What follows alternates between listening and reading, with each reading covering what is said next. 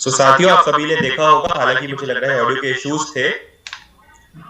कि किस तरह से कोविड परिस्थिति के दौरान भी हमारे शिक्षक साथियों ने बहुत ही मेहनत करके और सुदूर अंचलों में पहुंचकर ये प्रयास किया है कि स्कूल बंद होने के उपरांत भी हमारी सीखने सिखाने की गतिविधि है वो बंद ना हो, वो बाधित ना हो।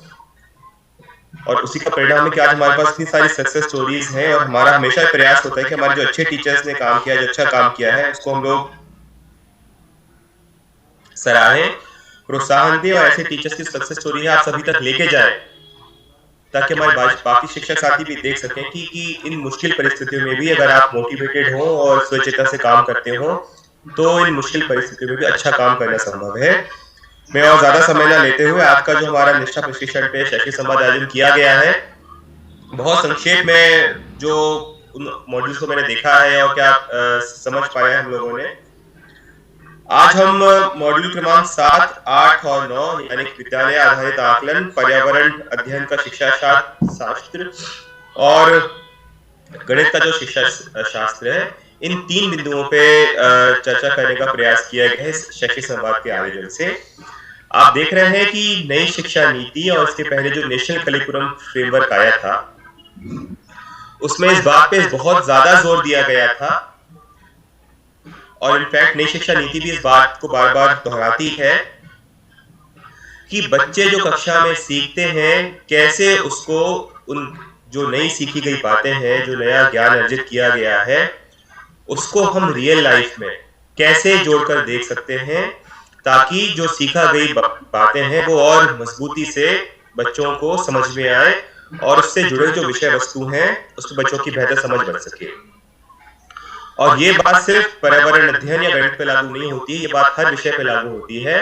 लेकिन चूंकि आज हम कोर्स नंबर 7, 8, 9 पे बात कर रहे हैं, तो सबसे पहला जो कोर्स है जिसमें बात की जा रही है,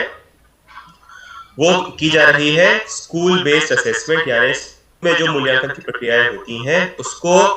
एक बेहतर समझ के साथ कैसे हमारे शिक्षक साथी उपयोग कर सकते हैं।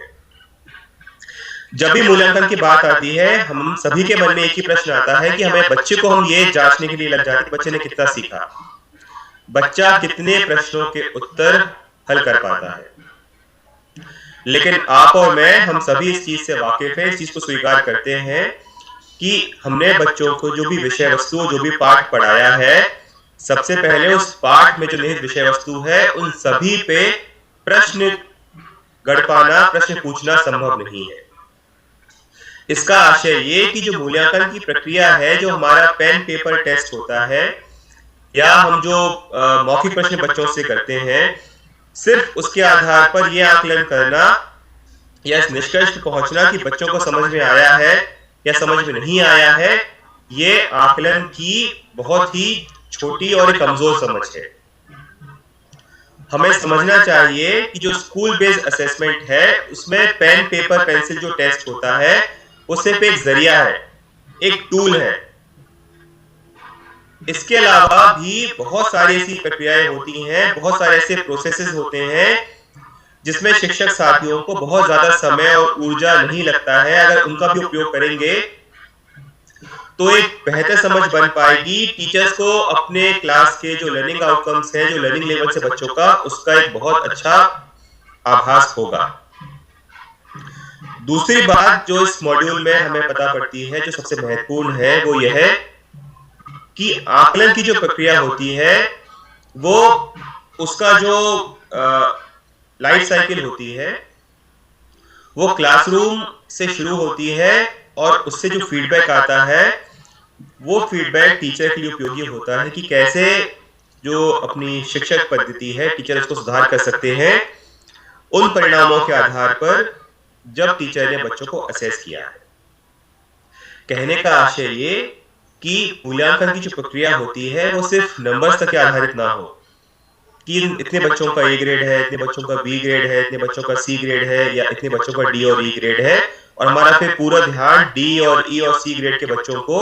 रेमेडिएशन पे अतिरिक्त उनको पढ़ाई में गुजार दिया जाए। ऐसा बिल्कुल भी नहीं है। असेसमेंट के माध्यम से, मूल्यांकन के माध्यम से जो फीडबैक प्राप्त होता है, यह फीडबैक बच्चों के साथ साथ शिक्षक ने किस तरह से पढ़ाया है उससे ज्यादा फीडबैक शिक्षक को प्राप्त होता है। तो हमारे शिक्षक साथियों को ये बात बहुत ही ध्यान देने की आवश्यकता है और इस बात पे जोर देने की आवश्यकता है कि जब हमने बच्चों का असेसमेंट किया है, बच्चों का मूल्यांकन किया है, तो बच्चे के साथ साथ हमने किस तरह से पढ़ाया है, हमने स्वयं कितना पढ़ाने में मेहनत की है, इस बात का भी परिणाम है जो बच्चों के स्कोर्स के माध्यम से परिलक्षित होता है। और बच्चों के जो अंक आए हैं उसके माध्यम से जो फीडबैक प्राप्त होता है, उस फीडबैक का उपयोग करके आपके जो क्लासरूम प्रोसेसेस हैं, आप किस तरह का टीएलएम यूज करते हैं, किस तरह की शिक्षण पद्धति अपनाते हैं, इन सभी बिंदुओं पे आपको फीडबैक मिलता है। इसका उपयोग जरूर किया जाना चाहिए ताकि फीडबैक का उपयोग कर जो असेसमेंट का डेटा आया है, जो जानकारी आई है, जो प्रमाण आपके पास आया है, उसका उपयोग करके शिक्षागत प्रक्रिया है उसको आप और मजबूत कर सकते हैं। दूसरा जो मॉड्यूल है वो पर्यावरण अध्ययन का शिक्षा शास्त्र है। उसमें बहुत छोटी सी बात मुझे कहनी है कि पर्यावरण अध्ययन एक ऐसा विषय है जो कक्षा की 4 दीवारों से ज्यादा कक्षा की 4 दीवारों के बाहर और स्कूल का जो कैंपस है वहां बच्चे ज्यादा सीख सकते हैं। पर्यावरण अध्ययन के जितने भी विषय वस्तु हैं आप देखेंगे कि ये एक ऐसा विषय है जिसका सीधा जो संवाद होता है वो प्रकृति से होता है। बच्चे जिस परिवेश में रहते हैं, जिस एनवायरनमेंट में रहते हैं, जीवन व्यतीत करते हैं, हर जगह तमाम ऐसे बच्चों को एक्सपीरियंस होते हैं, अनुभव होते हैं जहां पे उनका पर्यावरण से सीधा संवाद होता है। और हमें इन्हीं बिंदुओं को ज्ञात करके, इन्हीं बिंदुओं की मैपिंग करके बच्चों को पर्यावरण अध्ययन पढ़ाने का प्रयास करना चाहिए। और मैं पुनः इस बात को दोहराऊंगा कि पर्यावरण अध्ययन एक ऐसा विषय है जो कक्षा के अंदर कम और कक्षा के बाहर अगर हम उसको लेकर जाएंगे तो बच्चे निश्चित तौर पे ज्यादा अच्छे से समझ पाएंगे, ज्यादा अच्छे से उन प्रक्रियाओं पे गौर कर पाएंगे। साथ ही पर्यावरण अध्ययन पुनः एक ऐसा विषय है जहां पे सबसे ज्यादा प्रोजेक्ट आधारित गतिविधियां हम कर सकते हैं। हम प्रोजेक्ट की बात करते हैं और प्रोजेक्ट आधारित गतिविधियों की बात करते हैं तो हमारे मन में सबसे बड़ा भ्रम होता है कॉस्ट का। आप देखें